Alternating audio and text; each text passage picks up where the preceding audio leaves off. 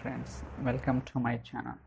So మనం ఇప్పటిదాకా different scenarios చూసాం కదా. సో ఈరోజు ఇంకొక వీడియో గురించి will try to understand. So బేసిక్గా ఏంటంటే, మనం ఒక కంటైనర్ నుంచి వేరే కంటైనర్కి ఒక ఫైల్ కాపీ చేసినప్పుడు ప్రతిసారి ఎగ్జిక్యూట్ చేసినప్పుడు సేమ్ ఫైల్ వస్తుంది. అలా కాకుండా విత్ టైం స్టాంప్ అనేది యాడ్ చేయాలి. ఇప్పుడు ఒకసారి పైప్లైన్ రన్ చేసామనుకోండి, ఒక కంటైనర్ నుంచి వేరే కంటైనర్కి ఫైల్ అనేది కాపీ అవుతుంది.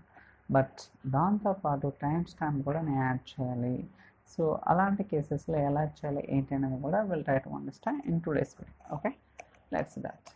ఫస్ట్ ఒక 2 డేటా సెట్స్ క్రియేట్ చేద్దాం. New data set, Azure blob storage, source data set. So ఇది డేటా సెట్ తీసుకున్నాం. సోర్స్ పేరు ఏదంటే ఇవ్వండి, దాని తర్వాత linked service. Okay, so first రోజు హెడర్. అలానే మీరు ఏదైతే ఫైల్ మూవ్ చేయాలనుకున్నారో, కాపీ చేయాలనుకున్నారో ఆ ఫైల్ని సెలెక్ట్ చేద్దాం. So department1.txt.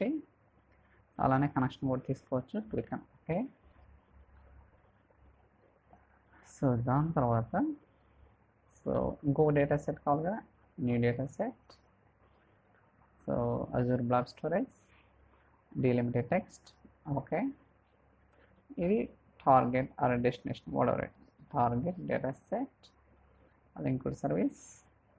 ఫస్ట్ రోజు header, destination, that's it. Okay, అలానే ఇక్కడ సో ఒక ఫోల్డర్ అనేది క్రియేట్ చేయాలి. So demo ADF files.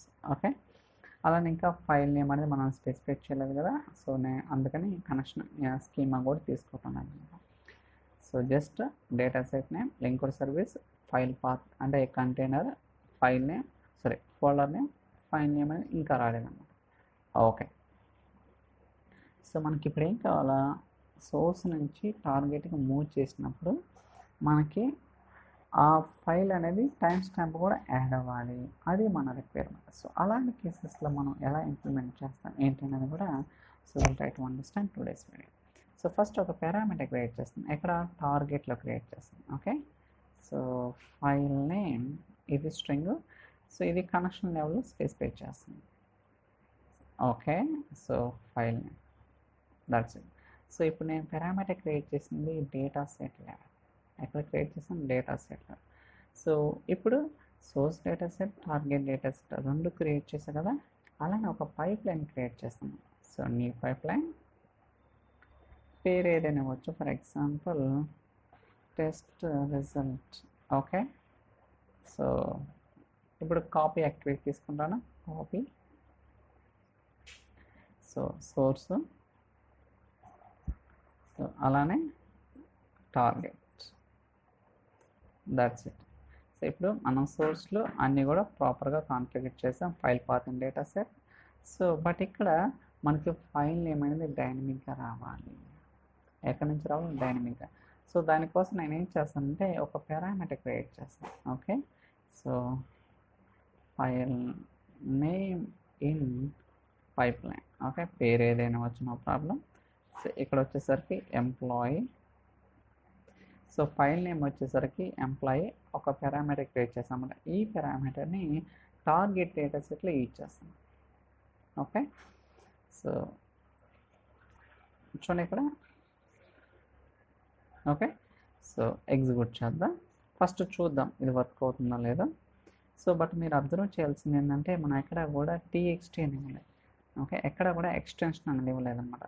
So అందువల్ల ఇక్కడే నేను కంప్లీట్ చేస్తాను, అంటే ఎక్స్ప్రెషన్ ఎలా రాయాలంటే ఏంటి అనేది. సో దానికోసం కంక్యాట్ అనే ఒక ఫంక్షన్ తెలుసు. ఓకే, మనకు తెలుసు కదా ఫంక్షన్స్ ఎలా రాయాలో.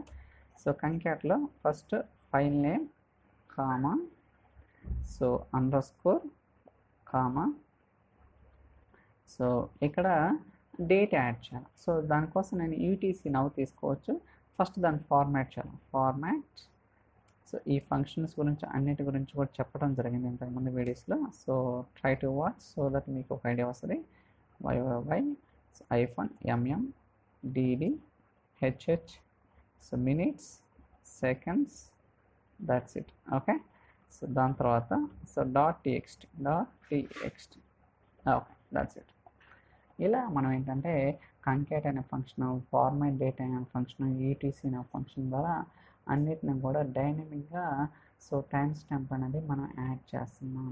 ఓకే, ఇప్పుడు క్లిక్ అన్నాం చూడండి. ఇప్పుడు మనం డైనమిక్గా ఎక్స్ప్రెషన్ అనేది బిల్డ్ చేయడం జరిగింది అన్నమాట. సో ఇప్పుడు మనం ఏంటి, ప్రతిసారి ఫైల్ రన్ చేసినప్పుడల్లా ఫైల్ అనేది క్రియేట్ అవుతుంది. ఎలా?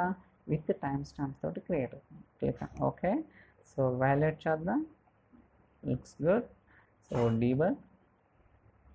Okay, that's that.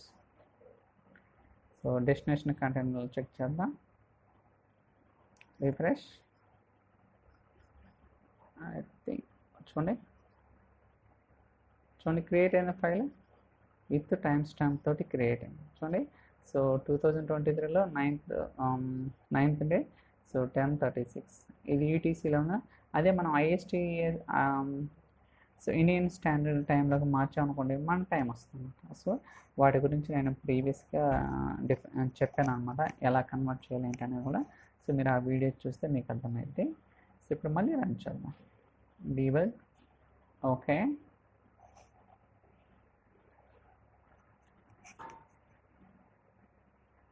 So load అవుతుంది. Let's wait. So queued state. Refresh. చూడండి గో ఫైల్. ఇది ఎప్పుడు 36కి, ఇది 37కి. ఓకే, సో మళ్ళీ రన్ చేద్దాం ఒక 10 minutes వెయిట్ చేసి. సో ఓకే, ఇప్పుడు మళ్ళీ రన్ చేద్దాం. Debug. Click on okay. Of course మన దగ్గర సెకండ్స్ కూడా ఉన్నాయి కాబట్టి డిఫరెన్షియేషన్ చూపించవచ్చు. రిఫ్రెష్. That's it. చూడండి ఇదేమో 37:22, ఇదేమో 50. ఇలా మనం ప్రతిసారి ఫైల్ రన్ చేసినప్పుడల్లా సో డైనమిక్గా టైం స్టాంప్ అనేది యాడ్ చేయొచ్చు అనమాట. అందువల్ల ఇంతకుముందు చెప్పా కదా, పారామీటర్స్ అలానే వేరియబుల్స్ ఈ ఫంక్షన్స్ లేకుండా మన ఏడిఎఫ్లో ఏది చేయాలన్నమాట. ఎందుకంటే రియాలిటీలో అంతా కూడా డైనమిక్గా ఉంటుంది. ఓకే, ఇంకా మనం get meta data for each loop container తీసుకున్నప్పుడు అంతా కూడా డైనమిక్గానే పాస్ చేయాల్సి ఉంటుంది. Okay, so I think that's all for today's video. ఈ వీడియో మీకు నచ్చిందని అనుకుంటున్నాను. ఇన్ కేసు ఈ వీడియో కనుక మీకు నచ్చినట్టయితే లైక్ చేయండి, షేర్ చేయండి, సబ్స్క్రైబ్ చేయండి. So thank you so much for watching. Will catch you next video. Bye.